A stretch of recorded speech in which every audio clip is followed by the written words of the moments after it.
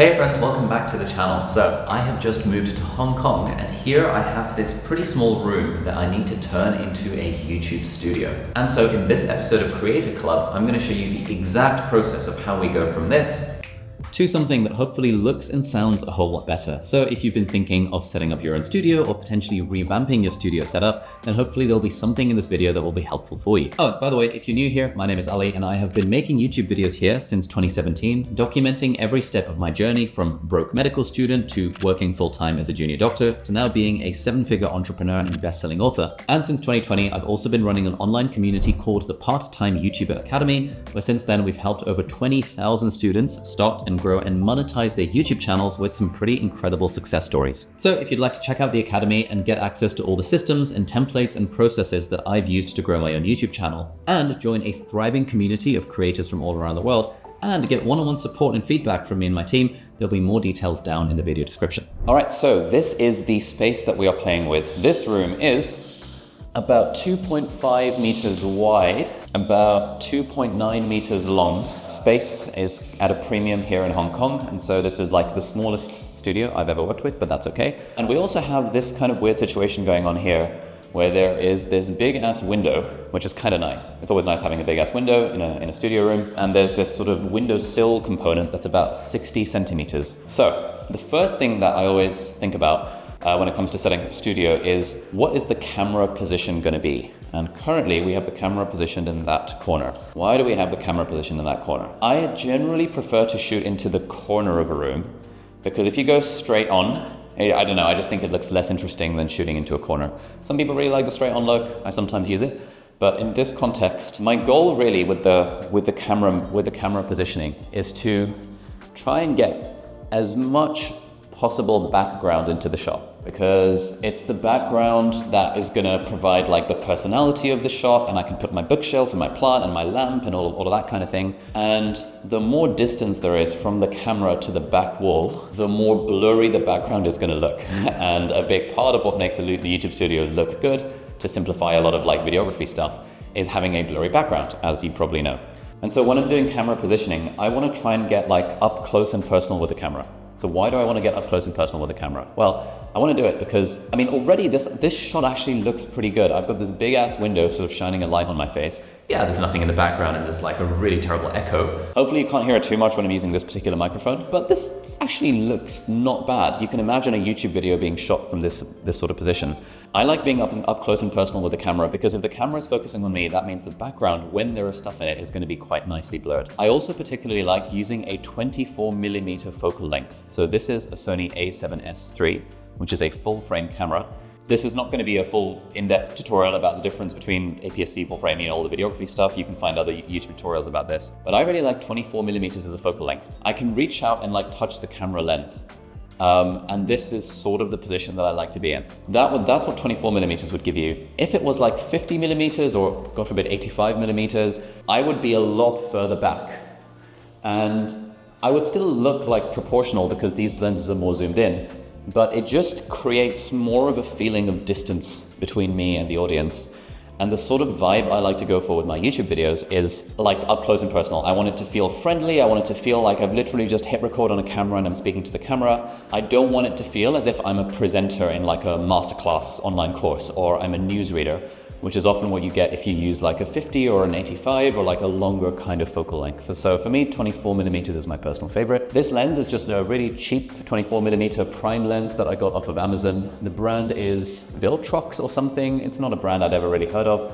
I had a fancy 24mm G Master lens that cost about $2,000, and then I broke it. So then I thought, you know what? No one can tell the difference between a $200 lens and a $2,000 lens, so I just bought the $200 one, and it served me very nicely for this entire time. Oh, by the way, if you're enjoying this video, you might like to check out Riverside, who are the sponsor of today's video and who are another big part of my studio setup and content creation process. Riverside is your all-in-one online studio for video and podcasting, both recording and editing, which makes it incredibly easy to create high-quality content right from your browser. I absolutely love Riverside. I've been using it for years to record podcasts and interviews remotely. It's super easy to use and it integrates really nicely into our workflow for video and podcast production. Riverside is built specifically for creators like you and me, not only only does it let me record in up to 4K, but the editing features are actually really good. They've got multi-track editing, which means I can adjust individual tracks or mute certain aspects or even add scenes automatically. And the AI producer is incredibly helpful. When I do podcasts with me and my brother, we don't want to deal with all the faff of having to manually edit things. And so you just click a button and the AI automatically removes silences and switches camera angles and everything. And it's just absolutely incredible. Oh, and the AI producer also adds perfectly animated captions to your videos, which is fantastic, especially if you're doing short form content that has like the captions baked in. Now this is a special offer just for you. The first 1,000 people to click the link in the video description or scan this QR code will get 3 months of Riverside Pro for free. That is exclusive access to all of their pro features for 3 months at absolutely no cost. And if you like it just like I do, then you can let Riverside be your go-to online studio for all things video and podcasting. So thank you Riverside for sponsoring this video and for being an indispensable part of my own workflow for years now, and let's get back to it.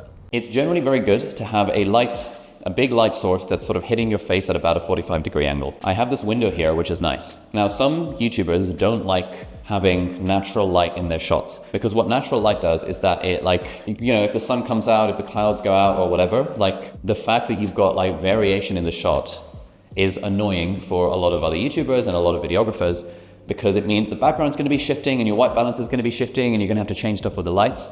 I don't mind any of that stuff. I'm not trying to do a sort of professional video shoot here. My goal is to make the shot look natural and to make the shot look kind of like vibey and like light mode, and sort of, I like the natural light aesthetic. And also it helps me feel good. A big part of my philosophy with YouTube videos is that if I can design a studio and a filming setup that I actually want to be in, then I'm much more likely to film videos. And that to me is way more important than having a setup where, yeah, the light is perfectly controlled. So I like the idea that the window is right here. I can look beyond the window, I can see the nice greenery, all that kind of stuff. It feels kind of inspiring. But that basically means that the camera either has to be on this part of the room or it has to be on this part of the room. So this is broadly what the camera position would look like if it was on this half of the room. Now, as you can see, there is this wooden door in the background. And the only reason I'm not setting it up with this particular angle is because there's this freaking wooden door in the background and I just think it looks like a bit of an eyesore. It's not very nice. Whereas if I do it from this angle instead, yeah, this is sort of the angle I've got with my camera. Up here, this is sort of the angle. You don't see the wooden door in the background. And that was a key reason for positioning the camera there rather than over there. Hey Alice, say hello. Okay, so at this point we have the camera positioning. The thing we need to do now is get the table and the chair. Okay, let's start with the chair. I like sitting down when I make YouTube videos. I would like to build a standing setup at some point, but it's just so much easier if everything is based around a sitting down setup. This is a random chair that I got from IKEA. When I moved here to Hong Kong, I wanted to get like fancy stuff like a Herman Miller or like a whatever desk and chair and things, but those take weeks to months to arrive. And so when me and my wife went to IKEA, we were like, okay, how do we build a YouTube studio using just the stuff that IKEA Hong Kong happens to have in stock like today? And so that's why I ended up with this chair, which is actually not bad. I mean, it was about like, I don't know, $70 US, something like that. And we also have this really cheap desk, which works nicely. And this is the only IKEA countertop that they had in stock. I don't even know which one it is. Again, details will be probably down below. And I attached these IKEA Olov legs to it, which are a bit extensible. And so you can sort of adjust the height of this just about. And now already we're starting to get a little bit of a YouTube studio setup here, where we've got a chair, we've got a desk. I personally quite like sitting at a desk when I'm doing videos because it feels like my natural home. Sitting behind a desk, I feel quite comfortable having a desk in front of me. I can draw stuff, but this is a good start. We've got a big light source in the window. This would look terrible if it was at nighttime or if we drew the curtains. In fact, okay, so this is what this would look like. Obviously you can see this looks a lot worse compared to when the curtains are drawn. Even worse would be if I turned on this light. Oh God, horrendous yellow fluorescent-y type light. I think we're on auto white balance, so this should adjust eventually. Yeah, it just looks absolutely god-awful. So a big tip is never use the lights that are built into your house because they're generally awful. There we go, look at that. Oh, this is already looking so nice. And that's the difference that it makes, having like no annoying yellow lights on the ceiling, because ceiling lights generally look terrible, generally, and having a big ass sort of soft light source with a massive window coming through. So already this is actually not too bad.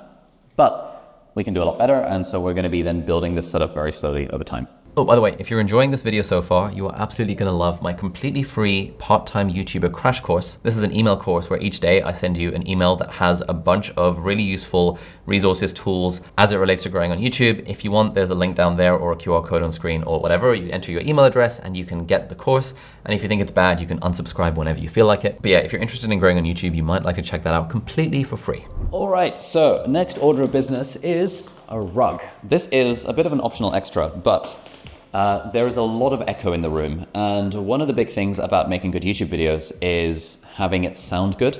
And generally, when there's a lot of echo, it just sounds a bit bad. And so the thing that causes echo broadly is sort of hard surfaces where the sound is sort of banging against each of the surfaces. But if you have soft stuff, that is where you then start to absorb the extra echo. So having a big rug on the floor, you know, you might see other YouTube studios having like acoustic panels on the walls, having a rug, having like soft furnishings. In particular, putting stuff in the corners of the room really helps in terms of dampening down the echo. So before I got this rug, when I was filming videos, I would actually take the duvet off of my bed, stick it on the floor, make sure it's out of shot. I would put pillows in the corners, and that stuff actually does make a noticeable difference to echo.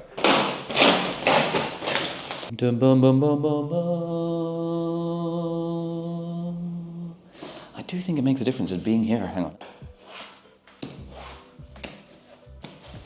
Oh, yeah.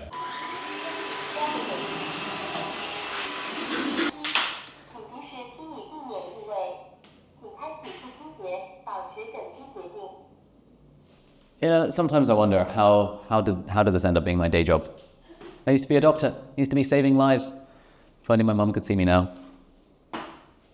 Now there is a rug on the floor, which should not be visible in the shot, but let's hear the effect this has on the echo. So now we're in rug mode. This is what things sounded like before the rug was in the room. If you haven't yet, you might like to check out my book, Feel Good Productivity. It's been out for nearly a year now. It is a guide on how to be more productive in a way that actually feels good. It's available on Amazon and it's available everywhere books are sold. If you haven't yet checked out my book, Feel Good Productivity, it's available on Amazon. It's a guide on how to be more productive in a way that actually feels good, and you might like to check it out. It's available everywhere books are sold. Okay, so in my ears, I can already hear the echo reduction from just having a cheap IKEA rug just sort of chilling on the floor. But I think as we add more stuff, like more furnishings and things like that, as you'll see, hopefully the echo will reduce even more. The next order of business is, let's make the background look a little bit nicer before we start adding in artificial light sources and anything funky. So I have a general philosophy of YouTube backgrounds, which is 3 things: plant, lamp, and bookshelf. And if you have plant, lamp, and bookshelf, you can't really go wrong. You don't need all 3, but generally most of my setups have had plant, lamp, bookshelf. And the way that you sort of use your background is a bit of a sort of showcase of personality. Most of the stuff that I'm using to showcase personality comes straight from IKEA, the stuff that they happen to have in stock in the IKEA in Hong Kong. And so let's just see how things shape up and how things look with different elements. First thing, let's add a big plant in the background. Okay, so this is the classic IKEA fake plant, which is going into the setup. Question is, where do we want to put it? We can always change the position of it later, but how about here? Let's look on the camera angle. See, this is the importance of setting up the camera angle ahead of time, because you never really know what stuff is going to look like until you've already set up the camera angle. So I think this is fine, actually. Let's move it a little bit this way. Would the plant work over there? I think less so. Generally, this is another sort of generalization, rule of thumb when it comes to creating setups. You don't want stuff to be sprouting from your body. So I know that I'm always going to be here in the center of the frame, in the middle of the camera. And so I don't really want these leaves to be coming out of my shoulders. I sort of want to keep this space around me relatively clear. Not a hard and fast rule, obviously, but I want to keep it relatively clear. And so this is not a good position for the plant. It does not look good over there. Shit, what just happened? Oh no, I broke the plant. I saved the fake plant. Okay, so how does the plant look in that corner of the room? All right, what's next? Next, we need to plug this camera in because it's about to die. Okay, next order of business is I'm going to get this out of the way here, and we're going to add a lamp. I love lamps. Lamps are one of my favorite things to add to a studio setup because they just look really nice. This was one of the few things that's not from IKEA. This is a nice green Philips lamp. I looked at IKEA. I wasn't really a fan of the lamps that they had there. Then I randomly went into like a Philips lighting shop and I saw this color of lamp and I was like, oh, immediately fell in love. One of my favorite YouTube channels and Instagram pages for like inspiration for like design is a friend of mine called Tom, and he runs a channel called Byte Review. And his aesthetic is very like pastel green colors and this sort of thing. And when I saw this lamp, it sort of reminded me of the Byte Review aesthetic. And I thought it would make, oh, look at that already. It would make a nice addition to the setup. So that is a Philips Hue light bulb that's inside that. I could change color, but generally I quite like it being just a sort of warm orange kind of glow. Okay, next we have one of these IKEA trolleys. This was another one of the things that they had in stock at the Hong Kong IKEA. This is currently all of the crap that's inside it. But crucially, we have a few IKEA fake potted plants. And I think these are always good additions. I always like to have this one. This is the famous Fejka potted plant, I think. I like to have this one on my desk at all times because it's just vibes. And then these two other fake plants can go in here. And I think if we put it roughly here, that would probably look more or less reasonable. Let's see what that looks like on camera. This is like a little bamboo lid that comes with it. Sort of the bamboo top sort of goes with this light colored wood. I'm going for a sort of light colored wood aesthetic for various reasons. I don't really like dark wood as an aesthetic for YouTube studios or anything. Let's now add in the bookshelf, again from IKEA. Yeah, we can just like do a bit of swiveling. Okay, now I honestly have no idea where this is going to go. Sort of corner jobby. Yeah, well, I mean, it's not bad. We do run into that issue where it's sort of like sprouting from my face a little bit, so I don't think I'm a huge fan of that positioning, the bookshelf. What about if it was just like randomly here? Covers me up entirely, definitely not. Oh, this is nice. I think I'm enjoying this specific configuration. Okay, that makes the plant look very big. Do I want the plant to look very big, or do I want the lamp to look big?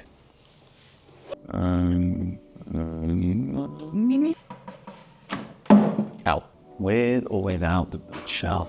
This was where I'd sort of envisioned it initially. Sorry gang, there's gonna be loads of footage to chop out of this, but that's okay. Okay, I'm not entirely sure what we're gonna do with this bookshelf, but let's see how it goes for now. So, in the meantime, let's shove something on in. Okay, so we have enough stuff in the background. I've still got some posters, still got a guitar that we can play with. We want to sort of set up the bookshelf to make it look kind of nice, but the key thing that we are now going to add to the setup is an artificial light. And this is where we start to get a little bit techie. It does work with the window, but window plus light is generally a better thing than just straight up window. It also means I can film at nighttime. I often do workshops at nighttime where I'm not going to have this amazing like soft natural light that's coming in through the window. And so a artificial light is a very important part of this setup. Let's bring one in. And here we have the big ass light. This is the Amaran F22X, and it is this sort of thing. One of the nice things about this light is that it's very portable, easy to pack up and down. I've been traveling with this back when I was doing my digital nomad stuff because it folds down quite nicely. The other nice thing about it, and why I prefer it to like the 120D or whatever, is because the softbox for this is quite thin, and in small spaces, it's kind of annoying to deal with the big ass sort of aperture light dome, which I've previously been using in my setups. So we are going to set up this as a soft light source. Okay, so this is what the thingy for the box thingy for it looks like. Let's plug it in and I'll show you what difference it makes first. This then plugs into that, good. And now this light plugs into this thing. And now if I turn it on, this is going to start glowing. Now this is currently at 1% brightness. 1% brightness is very nice for nighttime, but it's not going to compete with the sunlight coming in. This is at 100% brightness, and this is a bicolor light, so I could make it go orange, and I can make it go super blue, and my camera is currently on auto white balance, and so it's going to try and adjust based on this. Let's just put it at 5,600 Kelvin, which is daylight. I'm going to ask Alice to hold this up. I'm going to show you how Alice's positioning hey Alice, is affecting the shot. Essentially what we want is, we want the light to be a kind of 45-degree angle onto where my face is hitting. The theory behind this is that if you get a light at 45 degrees, what that is going to do is create a nice light on this side of the face and a nice sort of slightly dramatic contrast to darkness on this side of the face. So this is what the light looks like when it is in this configuration. Now I don't really like, so you can see here's the camera and there is the light. I don't really like lights when they're that flat on because they make, I don't know, the image look a little bit more like, I don't know, you're in an interrogation room or something, you just have a light shining in your face. That looks nice, this sort of 45-degree setup. So what does this look like with and without the light? This is without the light, And you know, it still looks reasonable, but as soon as you add in a light, whoa, now it suddenly makes the whole thing just pop way more. See, if I reduce its temperature to 2500 Kelvin, it becomes a kind of like warm glow. I quite like this because this almost makes it look like I'm filming in like golden hour sunset kind of vibes. And I can sort of dial this up or down depending on my preferences just by twiddling this knob. And you can see the contrast before and after, before and after. Like, it does make a noticeable difference. Well, when you have a big window light, you wouldn't think that adding in an artificial light makes a difference, but it really does. And like, this automatically just makes us look way more professional. Now, we're gonna see what this looks like if we close the curtains and get rid of the natural light in the room. Thank you for being my light stand and tripod all rolled into one. It's most kind. So this is what it looks like without the light. Camera's really trying to bump up the ISO to expose me properly. And now boom, let's add the light, adjust things down a bit. And so you can see kind of this is the effect that light has. If I was shooting in a completely dark room, I would also get a fill light. A fill light is the light that sort of fills in these shadows a little bit. And I think we've got one coming on the way, like a little tube light or something, because this looks quite like almost overly dramatic. Obviously, I don't want Alice to be my light stand forever, so we need to find a way to stick the light on here. Now, the nice thing that we have is that we have this area of windowsill, which means I can just stick a tripod over here, and then the tripod can replace what Alice is currently doing. Hey, Alice. I actually don't want to use a tripod. I do have a light stand, which is a tripod, but I'm experimenting with a new piece of gear called an auto pole. This is the Manfrotto auto pole. I've been watching so many YouTube videos of people who have these in smaller studio setups, because what it is a pole that extends from the floor to the ceiling, or in my case, from one edge of the windowsill to the other edge of the windowsill. And it is a pole that you can kind of mount whatever you want onto, using clamps and freedom arms and stuff like that.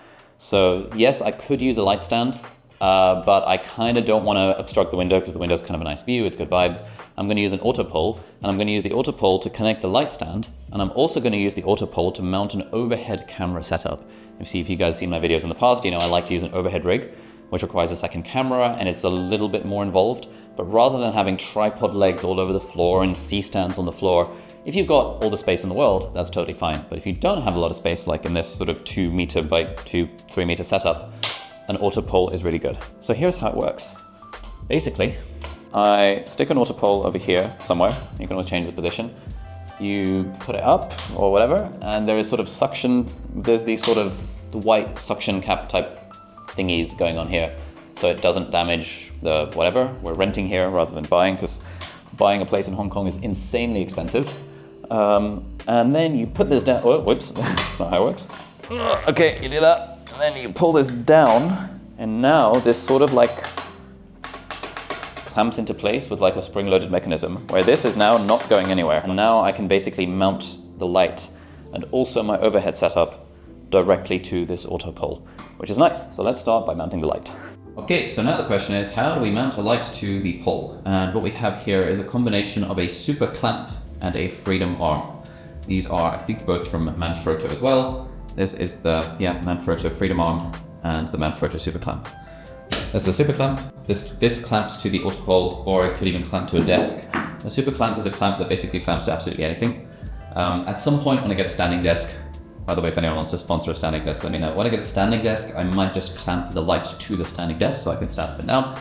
But for now, let's just stick it on the auto pole. And then this is a freedom arm, which can sort of be tweaked and prodded into any sort of position. And this stuff can move, this stuff can move. And when you're ready to lock it in place, you lock it in place. So this is how like professional photographers, videographers will rig stuff to like poles and things in concerts and wherever, using just like loads of freedom arms, using loads of clamps and other little gizmos. You could even just straight up attach this straight to the thing. Yeah, so you can see we've got the super clamp directly attached to the light. Let's just experiment with this and see how it works. And now I can just attach. And now this auto pole and super clamp attached to the light has become what Alice was doing earlier. And that's nice. You know, this is how technology takes away people's jobs, right? Or something like that. Great. Now here we have a nice little setup. Oh, look at that. Isn't that glorious? I could do this all day. This is so fun. We have just mounted the light to the auto pole. Next step is to create an overhead rig.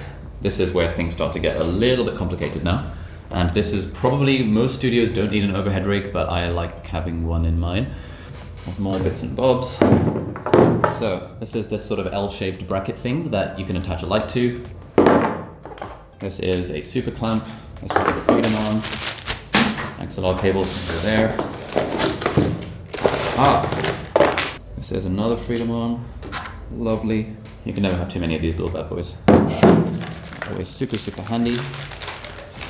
Oh, this one even comes with, this looks like a, it's a camera mounting thing. You can mount a camera to one of these as well. So at some point I might even replace this tripod with another autopole. I happen to have a tripod lying around, which has one of these like ball head things on it that has this sort of rotational ability, so that you can kind of rotate, if you stick a camera on it, you can kind of rotate it like 90 degrees, 180 degrees, or sort of 90 degrees downwards. And what I want to do is use this to create an overhead camera rig. So this is what we're going to do. We've got here another super clamp attached to another freedom arm. We're going to attach another super clamp to the freedom arm. So now we have a double clamp setup. This is a little excessive, but you can make do with the material you've got.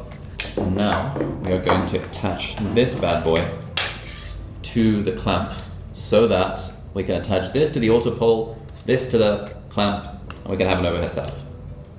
It's a bit ad hoc, but I think it will get the job done quite nicely. So what we're doing is attaching a super clamp up to the top of this auto pole. Is gonna go over here somewhere. It's a bit like precarious, but I think this is how we're gonna get an overhead camera rig installed without it taking up a huge amount of space. Okay, now we can mount this camera to this bad boy and see what that does to the weight. Oh, it holds the weight perfectly. Fantastic. I love it when a plan comes together. Let's just make sure everything is super tightened, because I do not want this landing on my head. That would not be a good look. We now have what is a fairly reasonable looking overhead camera rig. And can zoom in and out as needed, but I'll probably just keep it, I don't know, like roughly there. Good. So at this point, we have a funky setup where this is what the main angle looks like from here. I can draw diagrams and stuff. I can switch to the overhead rig as needed, but this is what the setup looks like on this particular angle. Anyway, let's just start with the poster. I think the poster would be fun. We have these two posters. These are things that are not from IKEA. They are from Displate. Not sponsoring this video or anything. I really like Displate because these are actually metallic posters with a matte finish, which means you don't see much like light glare on them. And because they're magnetic, you just attach a magnet to the wall and then the poster sticks to the magnet, which means if you're renting, you don't have to deal with like drilling holes and stuff in your wall to try and mount things. So basically, I think this one is gonna go here somewhere. The way Displate works is you get these little sticker things that you can stick to the wall, and the next order of business is to stick a magnet to the sticker. And then hold on to it for a while. All right, so now we've got the magnet on the wall. We just stick this on. Hopefully, if all has gone according to plan, it will just stick to the wall. Okay, I mean, that looks really solid. This is a solid looking YouTube studio setup. I love this, this is great. Oh no, this microphone stopped recording. Whoops! Alrighty, so you can see how things have shaped up. Hopefully the audio sounds significantly better.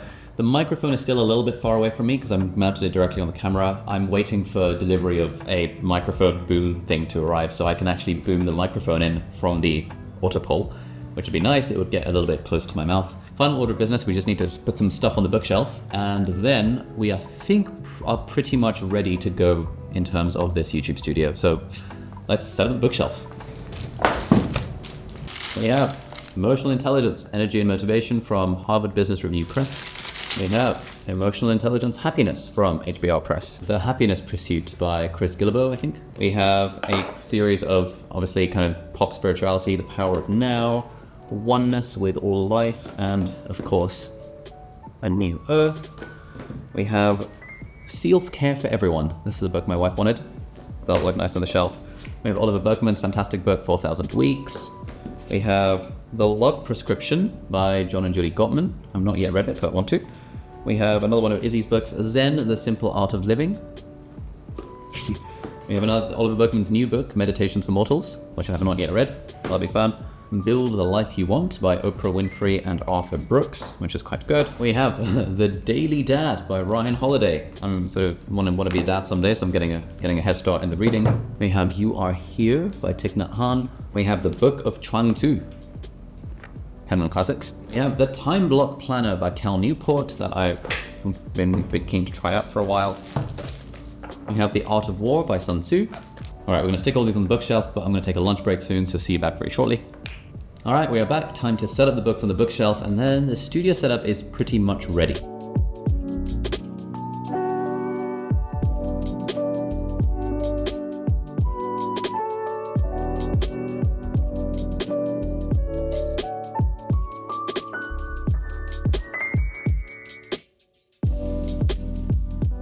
Final order of business is we have these two little tiny Aperture NC light bulbs, and we're going to stick them on shelf just for vibes. All right, it's been a few weeks since I filmed the video. I actually totally forgot to record an outro for it, so that's what this is. I think there's a couple of changes. I added a little blue light down there just for the vibes, and otherwise it's broadly the same. This has been quite a long video. I hope you got some value from it. If you have any questions about the studio setup, please leave them in a comment down below. I will be looking through all the comments, and maybe I'll do a refreshed version at some point in the future. If you're interested in more stuff about YouTube, then you might like to check out the Part-Time YouTuber Academy. And if you would like to know exactly what I would do if I were starting a YouTube channel completely from scratch today, that is a video right over here. Thank you so much for watching, and I'll see you next time. Bye-bye.